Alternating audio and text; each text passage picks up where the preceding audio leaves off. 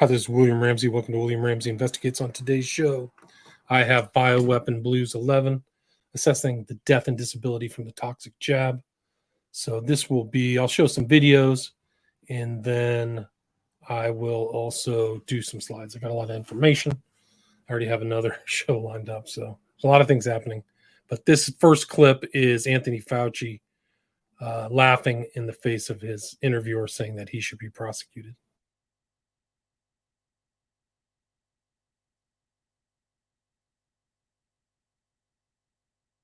Really just kind of hoping we can put all this behind us.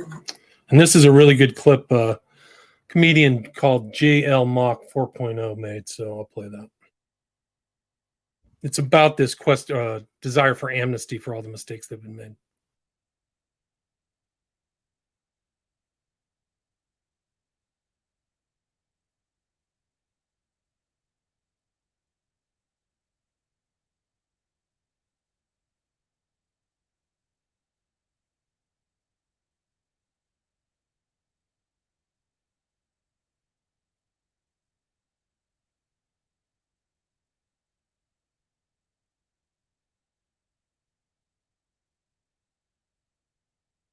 Call a truce, okay? But according to your hat, you care about social justice. What does that have to do with anything? Why don't you care about justice here? I don't hear you demanding apologies or reparations, because that would have to come from me, and we just need to move on. So you don't believe in accountability for systemic injustices when you're the one guilty. Can't we just build back and move forward? I don't want to build back a system that allowed this to occur. Don't you want peace? I found this sign on the ground. Maybe you recognize it. The real data now shows that the anti-lockdown governors were right. And the governors of states like New Jersey, New York, California, Illinois were wrong. Their people knew it, and many of them fled, never to return to those states. There have to be ramifications for the faulty decisions and the mistakes that were made. Otherwise, they'll just do the same power grabs the next time they announce a crisis. I don't know, maybe the next crisis won't be a pandemic. It'll be a climate crisis or a racism crisis. But those same types of experts will feel free to issue unconstitutional mandates and extend emergency powers for as long as they can get away with it.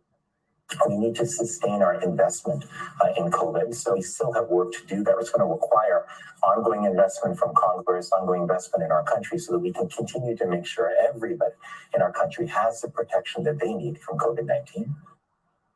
How do we get protected from you? It's not enough to say we did the best we could or we tried our best. It's complex. We didn't know all the facts.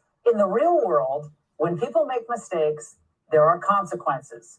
When companies make big mistakes, the company changes leadership or goes out of business. Heck, when a football coach keeps losing game after game, he usually gets fired. The public health officials who got COVID wrong, the governors who got it wrong, the senators who refused to speak up for children locked out of schools, they all need to be removed from positions of any authority. They cannot be trusted again with power, period. About vaccine. And so this is a clip from the real Anthony Fauci. So I'm going to show a couple clips from that documentary. So I recommend people go check that out. There's obviously, but he's lied about everything. So look at him.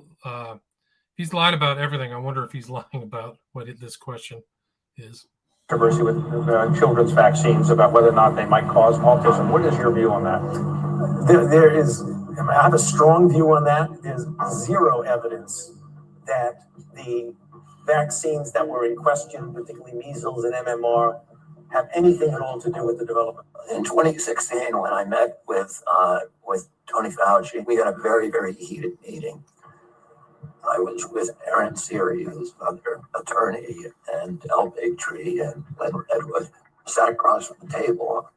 Him and Francis Collins and the other public health leadership. And I said to him during that meeting, you've been publicly saying that there are safety studies on these vaccines prior to getting a license. They say that there are none. There was an observer from the White House at that meeting So he was under some pressure to defend his record. And he said, well, there are studies. I said, can you show us any? And they made a show of looking through a series of briefcases and files to try to find what they were looking for. And they said, we'll send them to you. And of course, they never sent them. And at the end of that meeting, Life with their asthma, allergies, eczema, ADD, ADHD, insulin-dependent diabetes. You don't see those illnesses in healthy, unvaccinated children. So we needed to push that forward to create a generational customers for life, because the drug companies, blockbuster drugs, were running out of patents, because patents are about 20 to 22 years. somebody gave me a transcript of a secret meeting that had occurred between the leading public health officials and the pharmaceutical industry. It had occurred in the year 2000. And the precursor of that meeting was an internal study that had been done in 1999 by CDC following this explosion in the vaccine schedule that began in 1989. We started seeing the beginning of the autism epidemic and an epidemic of other neurological and autoimmune diseases. And when the first data set came back, it was shocking. Children who had received that vaccine had an 1,135% greater chance of getting a subsequent autism diagnosis. 1,135% higher chance. That's what he said. Kids who did not. They spend most of the time talking about how to hide these associations from the American public and what their strategy will be for conducting studies, and ended up. So I think these people have been poisoning people all over the world for decades. Very, very fraudulent studies. I got a hold of that transcript and I published excerpts from it in Rolling Stone and Salon simultaneously. And immediately there was a storm of controversy pressuring Rolling Stone and Salon to take down the article. You know, I was initially shocked to see this level of censorship and the control of the pharmaceutical industry exercises over the American media. I was doing at that time probably 60 speeches a year, a significant part of my income, a lot of my universities and corporate events. Those speeches disappeared. I was writing every 6 months an op-ed for the New York Times, and they stopped publishing me not only on vaccine issues, but on any issue on environmental issues, etc. You get deplatformed if you tell the truth or if you say anything that challenges government orthodoxies. So this is your president, pseudo president, just pushing for more death. Death in America is preventable. Virtually everyone, almost everyone who will die from COVID this year will not be up to date on their shots, or they will not have taken Paxlovid when they got sick. He's pushing a certain therapy. He's like a Pfizer representative. It's really unbelievable. The country's gone, man. They're going to try to steal the election tomorrow, too. They're already just basically signaling that they're going to do late voting and everything like that, hoping people don't get outraged. 5, 10. And then here he goes after the poor. So he's going after the poor here with the, hey, you can get some free groceries. $20 off your drugstore grocery purchase next time at the same time you get the shot. So we are looking at a winter of severe, for unvaccinated, we are looking at a winter of severe illness and death for unvaccinated. For themselves, their families, and the hospitals they'll soon overwhelm. These statements are not going to they're not going to go well over time. They're not going to season well for this guy. That's December 2021. I thought there was something that only the White House said, like some kind of statement, but he did make this statement. And then here is another monster, Trudeau, saying kind of the same thing. These are very recent threats. These are within at least one of the ones for Biden within the last 2 weeks, but this is recent too. Things to remember as flu season approaches is people have got to get vaccinated. Whether it's getting the flu vaccine or getting up to date in your COVID shots. There are actually new formulations out now that are up to date to cover both Omicron and the tested on 8 mice. Strain of COVID, and we encourage everyone to get those vaccinations, to keep pressure off of our hospitals, of our frontline heroes who are working so hard to keep people safe, but also keep pressures off of our economy and communities. If we're able to get a high enough level of vaccination, we reduce the danger of needing to take other health measures to make sure that we're all safe and not overloading our hospitals. And I look forward to continuing to work with premiers like Premier Ford on delivering a strong healthcare system for the future. I think one of the things to remember as flu season approaches is people have got to get vaccinated. And then this is October 27th in the UK, still lying. Days of the vaccines, there were all sorts of outrageous rumours flying around, which have all been disproven. And so, what do you say to people who are still sceptical and don't trust it? So there's, as you say, been quite a few rumours about all sorts of things, not just vaccines over the years. We know from both the coronavirus and the flu vaccines that the most common side effects that people get are a little bit of aching around your arm, sometimes some mild flu-like symptoms, being a little bit of a temperature or a bit of muscle aches. Those are completely treatable by taking some paracetamol, drinking plenty of fluid. Seeing a difference. And then this is the amount of deaths and destruction to young kids that's coming in the future. So people need to be ready for that. By the way, in the delivery of babies and the health of the babies, this could be for either one of you. We'll start with you, Dr. Thorpe. Between the babies that are born by unvaccinated mothers versus those that have been injected? Yes, absolutely, it's true. There is so much avalanche of data from all over the world that I've reviewed, and I think I sent you my slide deck, PowerPoint. I mean, we're talking about birth rates declining all over the world, all the different countries of the world. I sent you those slides. Catastrophic loss in birth rate, increase in miscarriage, increase in severe preeclampsia, increase in fetal malformation, increase in fetal death in the womb, increase in fetal cardiac arrest, fetal cardiac malformation, placental thrombosis. We're seeing a significant increase in preterm delivery. We're seeing of the babies that do survive, I'm seeing a significant increase in abnormal outcomes. My main concern with these babies, and I hope that it's not permanent, is VAIDS, V-A-I-D-S, vaccine-induced acquired immune deficiency syndrome. These children cannot, these babies, these newborns cannot mount. They don't have a normal immune system. They are in increased risk for death and dying from autoimmune disease, from blood clot, from cardiac arrhythmias, and also from cancers and from opportunistic infections. It's a bloody disaster. I'm gonna read something from Thorpe, hopefully after this stream. And it wasn't until August of 2021. This is somebody who I quote often. This is Naomi Wolf. She's doing a lot of research on this subject. That the government of the United States issued a press release warning parents about an elevated risk of myocarditis, especially in young men. So that's pretty criminal. You all know that myocarditis in young adults and teenagers has been a steady theme. The internal documents are rife with heart damage, as well as neurological damages and other categories that are not as well known outside of the Pfizer documents. But the fact that every single parent who let their teenager be injected before August of 2021 did so without the knowledge that he was risking or she was risking the heart health of their child also was coerced.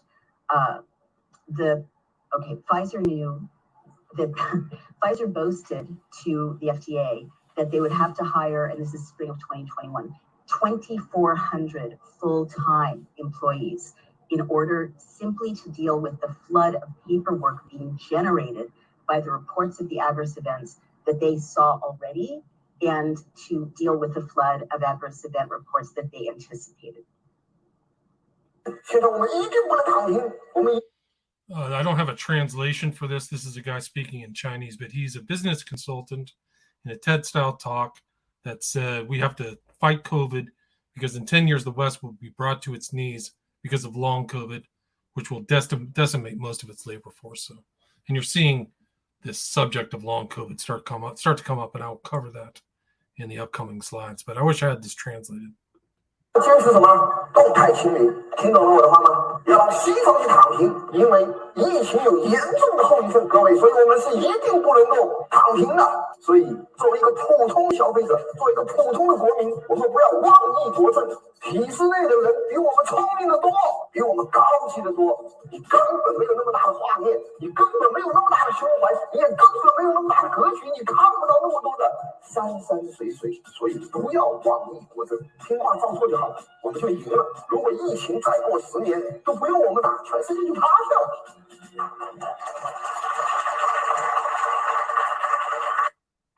抖音。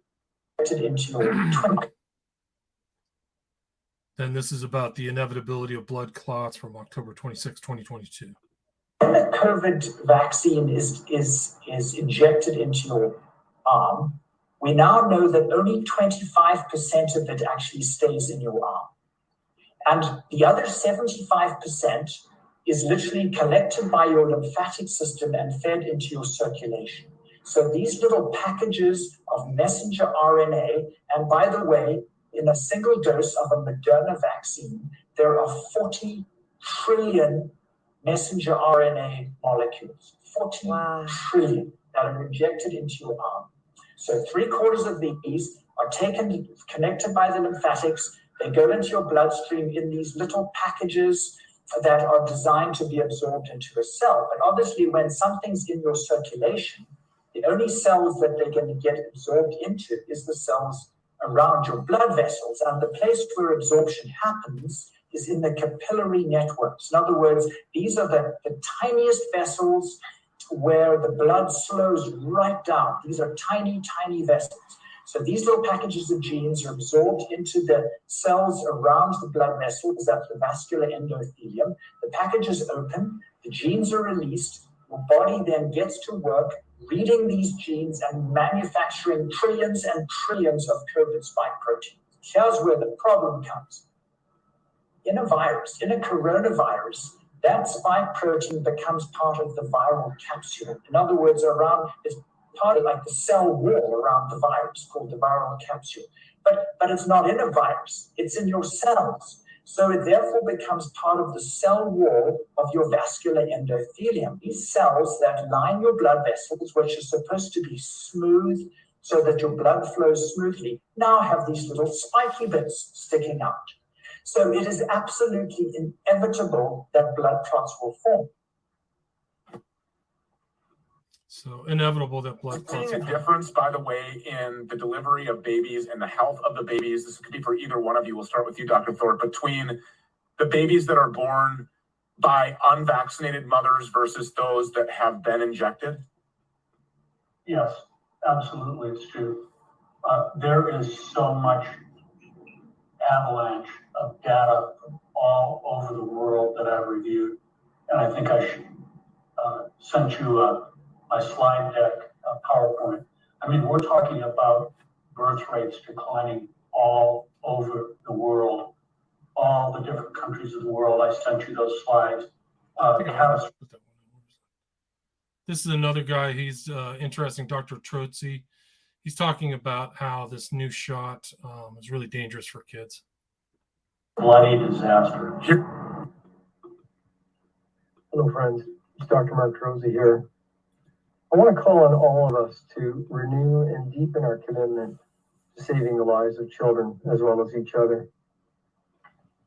Please do not let another child be poisoned, damaged, have their life shortened, or be killed. These fraudulently promoted, dangerous genetic injections alter human cell activity, such that our own cells manufacture en masse the most poisonous and patented element of the SARS-CoV-2 virus, the spike protein. In addition to directly poisoning many ACE2 receptor-rich tissues and organs throughout our bodies, this spike protein also causes mass immune system failure. It worsens coronavirus infections, poisons many organs, including our brain, heart, and reproductive organs. And as bad as all that is, it also causes a massive pseudo-autoimmune disease. Imagine a child's own immune system attacks their own cells, even their immune system cells, because they have been genetically hacked and are producing the foreign poison spike protein, which marks them for attack by our own body's immune system. United Kingdom data shows that children are up to 100 times more likely to die within 8 months after one injection than they would be if they had not been injected. And this is not a mistake. This is a mass crime against humanity. It's mass murder and assault. And it's founded on fraud. So there is no indemnity for the perpetrators. You, like me, may not like war, nor want to live in it. But when someone else is actively killing us and our children, what else are we to call it? Denial is not the answer. So I'm calling on all of us. I'm calling on police, military, courts, militia, teachers, politicians, doctors, nurses, parents, and all good people to do. Heard about, for instance, the women who are having excessive periods. What do you think about that? This is Dr. Malone. I think that it can be explained by the effects of spike. Spike creates blood clotting, coagulation. And microcoagulation and contraction of microvasculature. And it damages vascular endothelium, which is going to compromise oxygenation and blood flow in placental tissues. Great. So is that going to be good for pregnancy? No, it's not going to be good for pregnancy, and it could explain the dysmenorrhea in part. Some of the heavy flow dysmenorrhea could be, that's often a sign of premature abortion. And in theory, there's a large study ongoing, but at this stage, even I have lost faith in the government in its ability to execute a well-controlled clinical trial. But they've just said all pregnant women should go ahead and get it. I know. I don't understand it. I object to it. I object to this crazy push to vaccinate all the kids. It's the, you know, for me, I kind of like to try to pick my battles. And I'm putting my whole career on the line here. You know, if you read that Atlantic piece, my buddy Stan Gronkowski reprimanding me with an F-bomb in print, that I'm blowing my chance for the Nobel Prize. As far as I'm concerned, this is a hill worth fighting for. In the position that what I care about, that I hope I could bend the arc of history just a little bit with, is the children and the reproductive integrity. If of the human race, I think that's something worth fighting for, and it might still be achievable. The 5 EU MEPs that have not gone completely insane, speaking truth. We're pleased to hold another press conference today because of the events unfolding after the committee session of last Monday, when our colleague, who I hope will still be able to join us this morning, asked Pfizer a question, and the answer was really what made the news. Put in a nutshell, the cat is out of the bag. It was a gigantic lie, what they told us, that these vaccines would prevent you catching this virus or would prevent transmission. Well, none of that was true, as it turns out. And based on that lie, all of the mandates, all of the lockdowns, all of the non-pharmaceutical measures, as wearing masks, staying at home, curfews, all of that was based on that gigantic lie. And yet, they will not acknowledge it. No, they just go ahead with whatever they want to do with us. I would like to point out a couple of things from the EU Commission's action plan, EU response to COVID-19, preparing for autumn-winter 2023. As you might have guessed, the focus, of course, is still on these hazardous mRNA injections. Well, that's not surprising. So they've got plans to shoot people up with a toxic jab for another year at least. They would like to implement and coordinate effective communication initiatives and strategies to promote uptake of additional injections and complete the primary series of those who have not even begun yet, the unvaccinated. So once again, a particular group of the population is being targeted, and that's what they're trying to do. They would like to increase vaccine confidence by debunking mis- and disinformation. Well, who is spreading the mis- and the disinformation? It is EU Commission, it is the pharmaceutical companies, it is governments, especially in the Western democracies. They are the ones spreading the mis- and the disinformation. They are the ones telling people lies. For what? So their pharmaceutical companies make profits and profits and profits. And the risks, well, guess what? You, the taxpayers, you will be left with the risks. So when members of the European Parliament. So this is Dr. John Campbell. He's done a lot of shows, has a huge following on YouTube, and has followed the pandemic from the beginning, the pandemic. And he's wondering about this EU investigation about the transparency. Asked Pfizer for copies of the contract that apparently Pfizer entered into with the European Parliament, the European Union. This is the level of transparency that they got back. And clearly Mr. Terraz is not impressed with this. So let's look and we'll see if there's any detail on here. Well, no, we can't see too much because it's all blanked out. So what is going on here? What is happening? So if we look here, this is the introduction. 100 blanked out pages apparently were supplied. And this is the contracts for the vaccines, the COVID vaccines.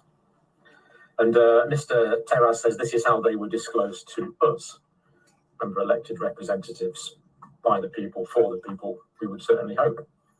Now, there's also an ongoing issue here. This is the European Public Prosecutor's Office. And I've got the evidence for this here. Protecting European taxpayers' money from criminals. And if we log on to their news site here, we log on to this one, we see that the ongoing European Public Prosecutor's Office investigation into the acquisition of COVID-19 vaccines in the European Union. So this is actively being investigated by the Prosecutor's Office. The European Public Prosecutor's Office confirmed that it has an ongoing investigation into the acquisition of COVID-19 vaccines in the European Union. This exceptional confirmation comes after the extremely high public interest. No further details will be made available at present, but we do believe we have something else to add to it at the moment. Now, this is the full hearing of the Pfizer's representative before the European Commission. The full hearing is now there. It extends for well over an hour, but it's all there now and it's completely documented. Now, I had covered this last week. My video based on available content at the time, and that is there. Now, if you watch this video, we noted the quite lamentable performance, really, I thought. In some companies using a more conventional. This is another demon from hell. He's talking about them cutting corners for this vaccine. Which unfortunately, the schedule for that would probably not be as quick as if this RNA platform that we've been funding directly and through CEPI over the last decade. When will there be a vaccine? How do you see that? People like myself and Tony Fauci are saying 18 months. If everything went perfectly, we could do slightly better than that. But there will be a trade-off. We'll have less safety testing than we typically would have. And so governments will have to decide do they indemnify the companies and really say, let's go out with this when we just don't have the time to do what we normally do. So 18 months is about what we'd expect. We're doing everything we can. We'll write checks for those factories faster than governments can, and they'll come along. It definitely shouldn't be money. That is interesting. He's cutting the checks. So you have public-private interests, basically fascism, with oversight maybe over this process. This is all very important stuff. It should be, all the best constructs, full speed ahead, science limited. As I understand it, then, from what you're saying, is that it may be that there needs to be some compromise in some of the safety measures that would normally be expected to create a vaccine, because time is so crucial. Well, of course, if you want to wait and see if a side effect shows up 2 years later, that takes 2 years. So here, we will, I think, be able to get some safety indications, but this is a public good. And so, those trade-offs, the government's working on a cooperative basis will be involved in the decision to say, hey, the regulator says go ahead, even though you haven't taken the normal time period.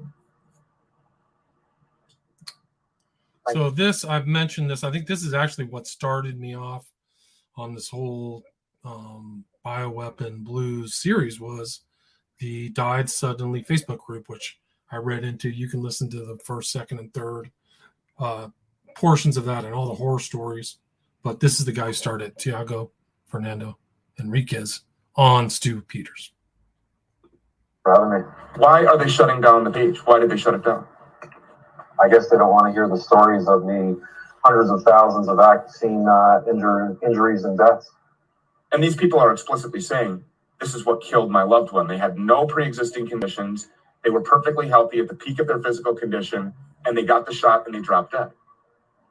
Yes, that's correct. And they're just stating their stories, and Facebook and all the other social media platforms are just ending them.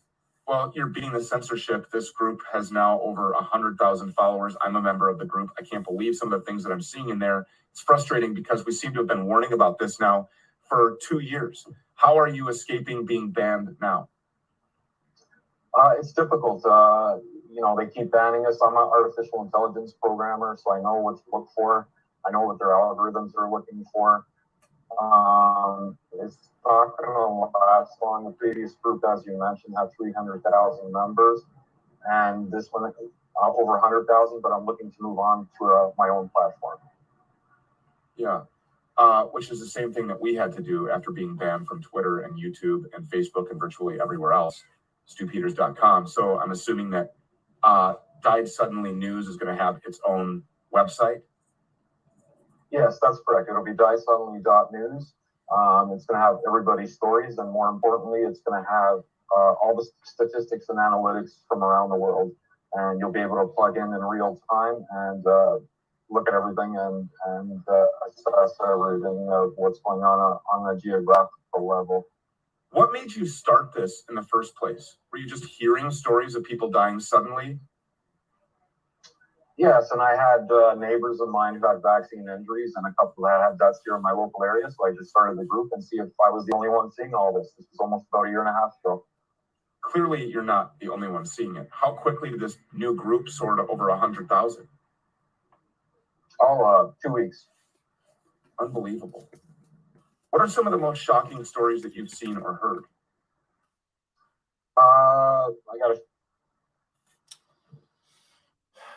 Anyway, that's the video that I had. I don't know why the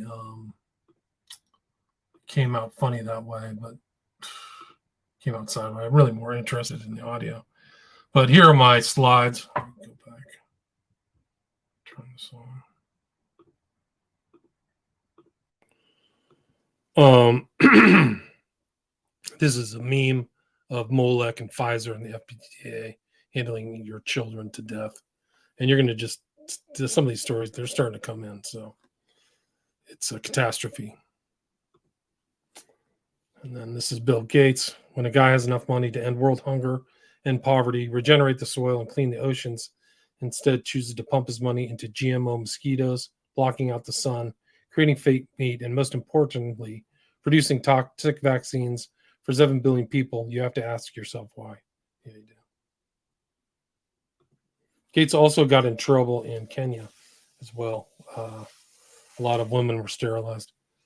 So this kind of even preceded when I started reporting on the whole kill shot, and this was the clots that are being pulled out of people's bodies.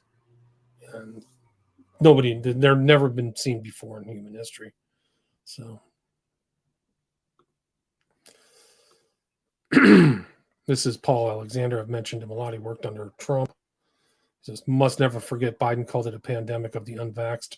Trudeau and unvaxxed were racists. We now know Pfizer did not test for infection transmission. Never forgive. They had blood on their hands. And this is the stats that came from Peter Halligan. I've mentioned him as well. So his thing was multiply these numbers. So you got the global deaths at 25.13. There's other people whose statistics who've looked at this. And then the injuries are off the charts.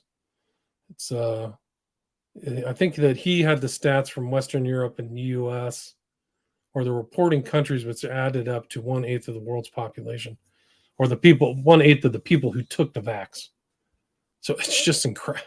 It's a global catastrophe.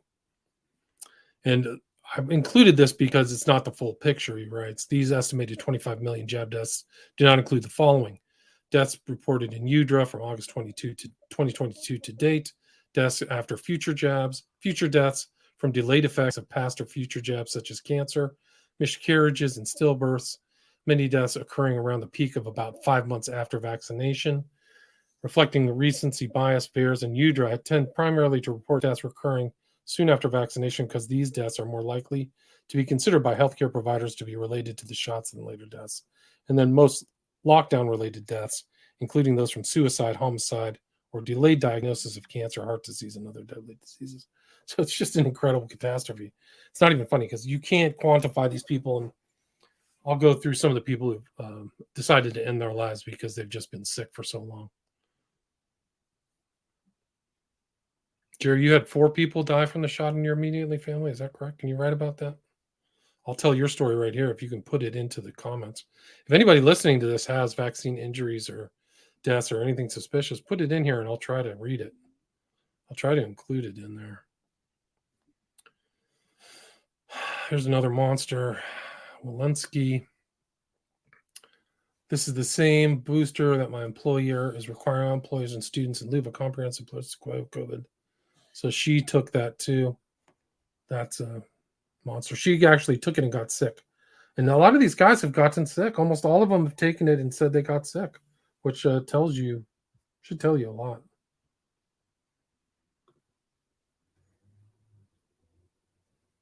These are recent, September 22nd, 2022.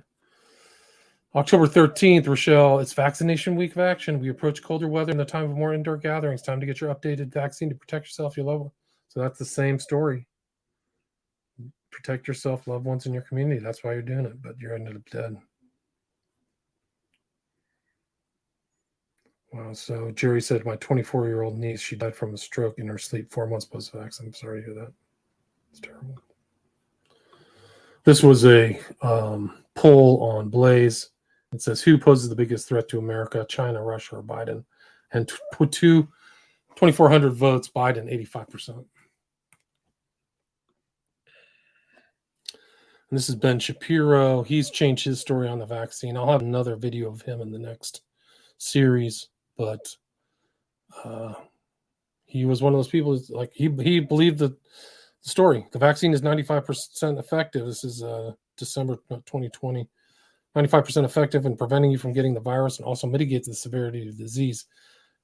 99% of those who actually get COVID will survive. Elijah responds, your immune system has a higher success rating.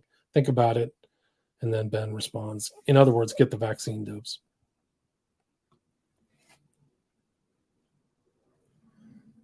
This is Alexander again. CDC openly lies to the nation repeatedly, and here they do it again when they say it is up to the states to implement the 15-0 vote to place COVID gene injections on child immunization schedule. And what it is that the CDC lies. They say that it's up to you, but the states have already gone into the position that they will just follow the recommendations of the CDC. So let's see.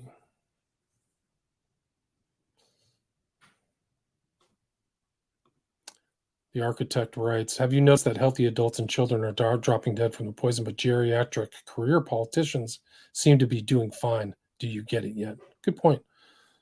I've stated this before. Why are all these older, wealthy people, they all seem to be fine?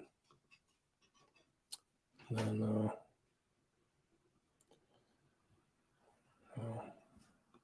this is Jeremiah. He writes, my mom and two of her cousins went for the carrot at the same time. All three were hospitalized the same week. A year later, with blood pressure over 200.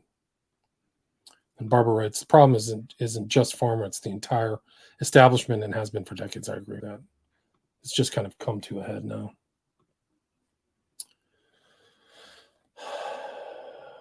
Kate writes, an ICD was recommended to be placed in the athlete's chest after doctors were unable to determine the underlying cause of the sudden cardiac arrest. Quote, we were shocked. It didn't seem real, unquote, his mother said. He's never had any sort of heart issues. It just came out of the blue. And the title is Doctors Are Baffled after 18-year-old athlete suffers cardiac arrest during tennis practice.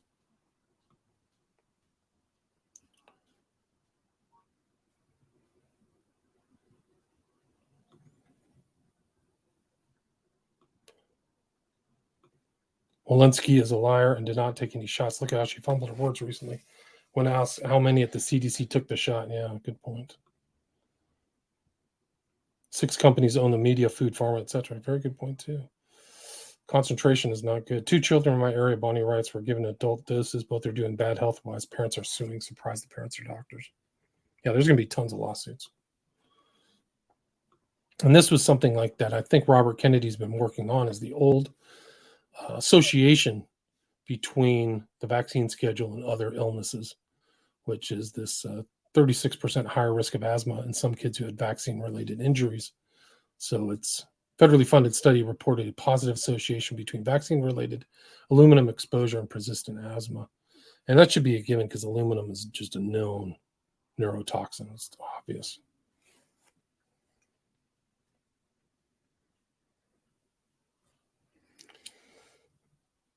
David writes, my father was 77, insulin dependent, diabetic. All his numbers were good. He took the shot in February, died in October. I'm sorry to hear that. Anna writes, my cousin suddenly died at ages 38 and 44. They both drank and smoked a lot, but the timing is suspicious. One in 2021, the other 2022. Sabrina writes, know several young people around 40 with detached retinas, several strokes and myocarditis in 40-year-olds, all within days of carrots and boosts. It's just incredible. Everybody seems to have a story. And then I think there's Biden's had an executive order on September 12th about transhumanism, which I think is very telling. In the executive order, he clearly states it is important to fund the development of technologies that can program cells to reprogram our biology the same way that you program a computer program. And then these are people talking about kind of long-term COVID. And the title on this is, could the long COVID hold the key to curing chronic fatigue? Because it's like chronic fatigue. And then this person went to Germany for apheresis treatment, which I don't even know. I had to leave my husband and 3 children for 3 weeks to obtain treatment for microclots. Our blood is clotting. Why on earth is government's not paying attention? October 24th, 2022.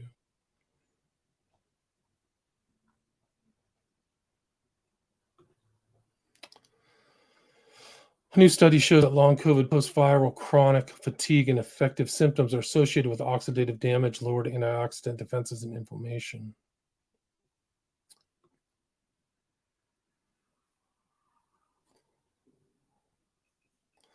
This is interesting. Wake up world. I think there's an imminent force of evil in the world that people almost accidentally, but sometimes knowingly tune into.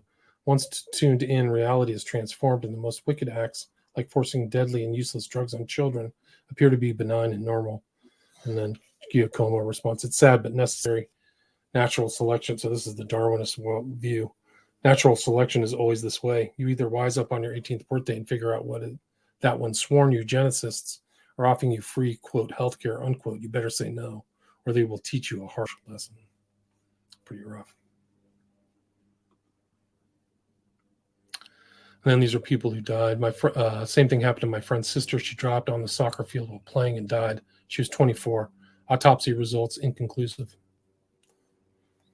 Dr. Urso writes, 95% of corpses have received COVID vaccination within 2 weeks of death. Funeral director. And then there's quality standard issues. That's Peter Halligan, October 24th. So there's a long the problems. And I've mentioned this. I think I forgot his name in one of my earlier talks. His name was Hadley Rees, R-E-E-S. You can check him out. But he's also been a pharma critique. And he writes, he's exposed the appalling quality standards in the manufacturing of vaccines of both Moderna and Pfizer-BioNTech. BioNTech is now controlled by the Chinese Communist Party. Along with Moderna, it is a startup company financed by, quote, vulture funds, unquote, at the EU, state, and private individual levels. Not only are they toxic when they're produced correctly, they are even more toxic when they're produced incorrectly. So Hadley Rees writes about the supply chains and broken supply chains. Like this warp speed, wow, it's a disaster. Just everything. You just look into every aspect of this whole thing, and it's just another side, another facet of disaster. The production of these was poorly done. The distribution, the propaganda, just everything's disaster. InfoWars right here. Richard Hirschman says he saw an increase in deaths by the fall of 2020 as well as increase in clotting. Theo writes, when Biden screams, I beat pharma, what he really means is I got 8.2 million in donations from them, and in return, helped them print almost 100 billion in profit last year. That's his speech. I've been fighting pharma my entire career, and we finally beat pharma. Dr. Muhammad writes, mRNA vaccine produces spike protein in cytoplasm by mutating genetic code, causing damage to endothelial cells, heart and blood vessels, clots in legs, lungs, and heart, brain, paralysis, azoospermia, infertility, dementia, Alzheimer's disease, Parkinson's disease. That's October 25th, 2022. In the Lancet, this used to be a prestigious journal. I think it still is, but they write severe COVID-19 outcomes after full vaccination of primary schedule and initial boosters, pooled analysis of national prospective cohort studies of 30 million individuals in England, Northern Ireland, and Scotland and Wales. Now, these findings are very problematic for the vaccine advocates, for these are very people in the gene injection is supposed to help. It is non-sterilizing, non-neutralizing, does not protect the upper airways, and does not effectively or properly protect the lower lungs from severe disease.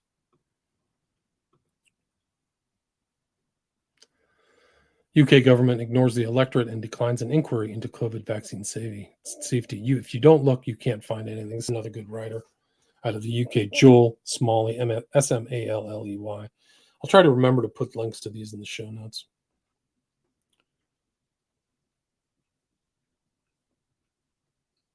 More than 100K citizens signed a petition for the UK government to open a public inquiry into COVID-19 vaccines.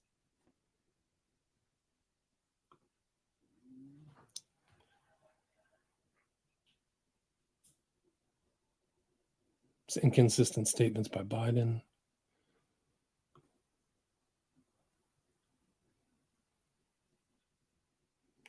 There's a lot of problems with this. Speaking to an experienced Australian emergency nurse and asked her what they're seeing. Less super sick SARS-CoV-2, but lots of cardiac arrests in really young people. Two new studies show people with long COVID lose about 30 to 40% of the blood flow to their brain when upright. Interestingly, this is Hannah, cerebral blood flow was still abnormal even when POTS symptoms improved and remained abnormal even at 30 months after infection. Peter Halligan, again, a guy quote, let's pray this conspiracy theory does not turn into conspiracy fact, worms and nanobots. I mean, it's just a nightmare. He did a full article on that. I should probably just read that article if I can get his permission. I did read a whole other article about mis and disinformation and orthodox and heterodox ideas. And you can, that was my last one on the subject. You can listen to that. I think it's important because it shows kind of what's going on maybe underneath the surface. Yeah, a lot of people lost jobs. So it's just a real disaster. But I think that's done for today. I'm going to just finish this. I'll finish this and just call it number 12, and I'll do that tomorrow. But thanks so much for listening, guys. Appreciate it.